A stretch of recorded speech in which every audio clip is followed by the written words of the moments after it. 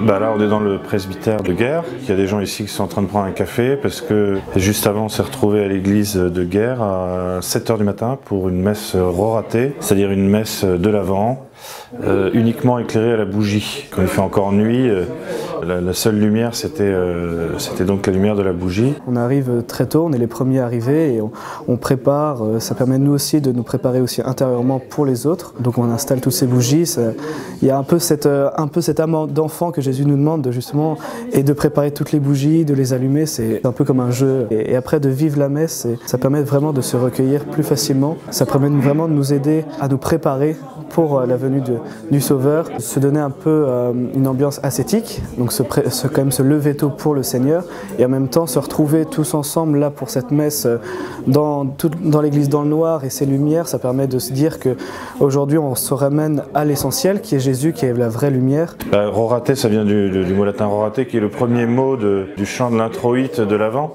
donc qui invoque la prière des cieux et c'est la prière de l'avènement. C'est pour marquer le temps liturgique particulier que nous vivons maintenant et qui est une préparation à l'arrivée du Sauveur dans le monde et dans nos cœurs. Au nom du Père, du Fils et du Saint-Esprit. Amen.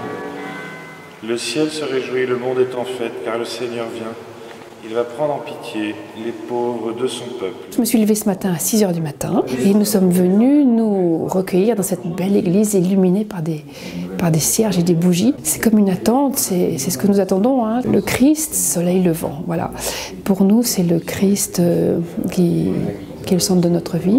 Et donc cette messe nous recentre sur l'essentiel. Tout est dépouillé et le centre, c'est le Seigneur qui va venir. Noël, c'est la venue du Christ et nous l'attendons. C'est un effort que nous faisons pour attendre et marquer dans notre démarche, notre attente de la venue du Christ.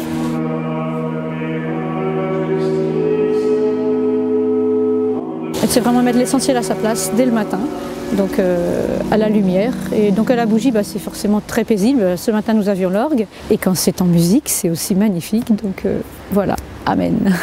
À chaque fois, l'attente se fait encore plus forte et nous sommes encore plus comblés par ce sacrifice qui nous emmène encore plus loin dans cette attente qui devient presque palpable, enfin, avec cette lumière, ces textes. Hein.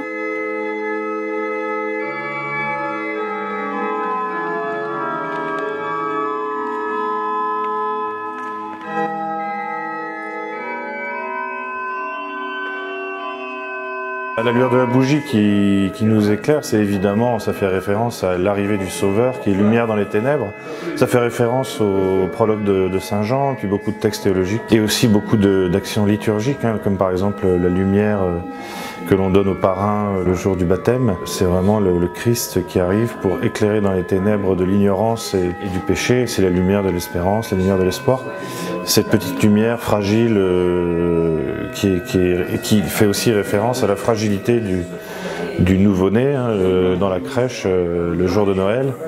Et pourtant, c'est cette lumière-là qui va sauver le monde si on y croit et qui va renouveler l'alliance, une alliance universelle avec tous les hommes.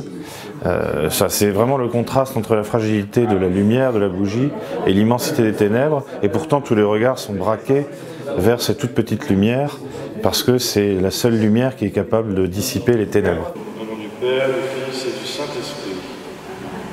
Bonne journée à tous et le petit déjeuner est servi au presbytère pour ceux qui le veulent.